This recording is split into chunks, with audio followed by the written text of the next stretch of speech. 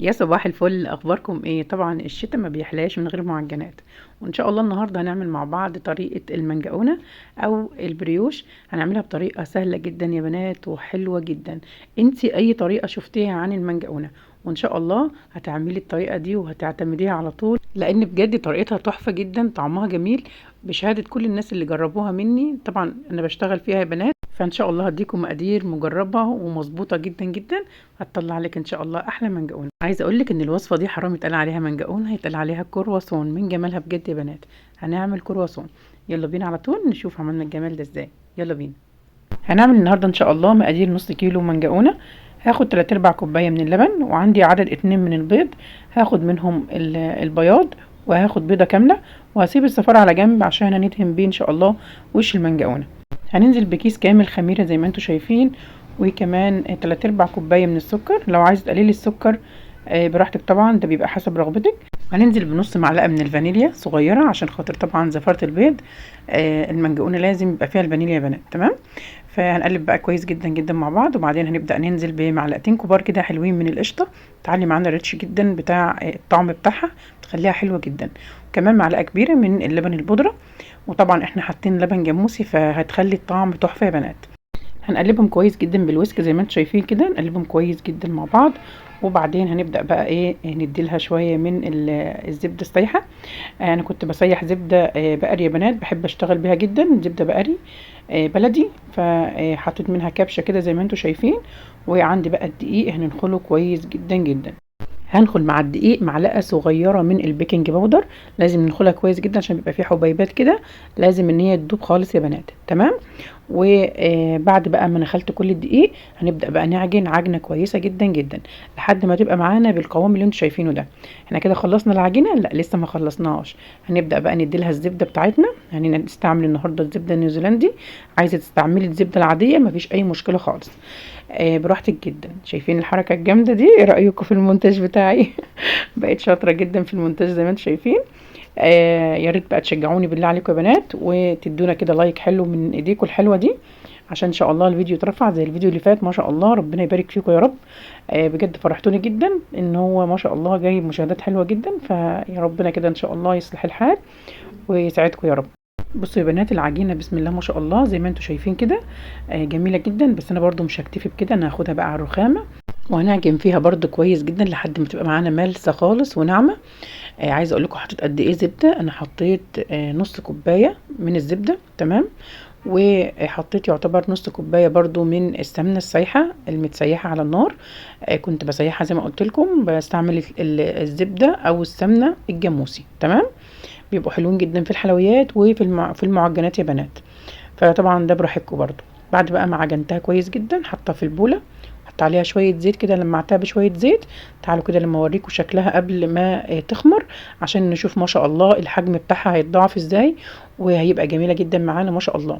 هسيبها تخمر حوالي من ساعه ونص لساعتين في مكان دافي، وهيبقى معانا بالشكل الجميل اللي انتم شايفينه ده. بسم الله ما شاء الله، العجينه خمرته جميله، مفيش احلى من كده منظر بجد يا بنات. بحب جدا اشتغل في المعجنات، وبحب كمان اعملها بالذات في الشتاء. هنديها بقى بوكس حلو كده زي ما انتم شايفين، وبعدين هناخدها بقى على الرخامه ونقطعها. هنقطعها قطع متساويه يا بنات. لو انتوا بتشتغلوا يا ريت توزنوا على الميزان عشان كل قطعه كده تطلع متساويه ويطلع الشكل. طبعا بيفرق لما يكون احجام المنجقونه معاكي كده كلها متساويه، بتفرق طبعا في الشكل، تمام. هنكورها كده. ودي كوره كبيره دي انا سبتها كنت بعمل بيها الشكل بتاع التمساح اللي عملته معاكم في الفيديو السابق. وزي ما وعدتكم ان انا هعمل لكم طريقه المنجقونه، وادي نزلتها لكم. يا ريت بقى تتفاعلوا مع الفيديو بعد اذنكم، وان شاء الله باذن الله تجربوا الطريقه. ويا ريت لو جربتوا الطريقه تصوروها وتوروني كده الصور في التعليقات، وان شاء الله ربنا يحسن كده ما بين ايديكم. نبدا بقى نشكلها بعد طبعا ما خمرت وقطعتها كور بالشكل اللي انتم شايفينه. كور متساويه يا بنات عشان يبقى شكلها كويس زي ما قلت لكم. وبعدين هنبدا بقى ايه نلفها بالشكل اللي انتم شايفينه ده.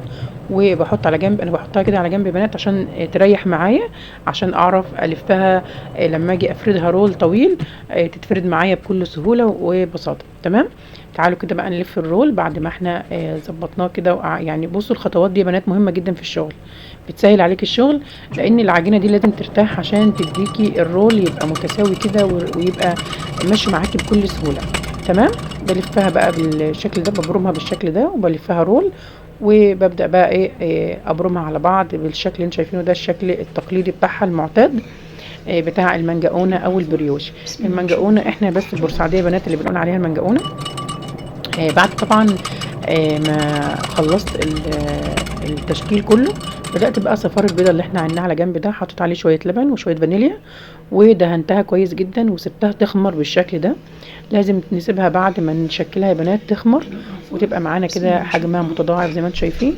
هنروح بقى على الفرن، فرن عالي جدا، هنحطها على الصاجة من تحت يا بنات لحد ما تبقى معانا تعلى معانا وتدينا لون كده فاتح. وبعدين اول ما تدينا اللون الفاتح ده برضو هدهنها بقى دهنة حلوة برضو بالسائل ده او بشوية سمنة بلدي، وبنحطها تحت الشواية بتبقى معايا بالشكل اللي انتوا شايفينه ده.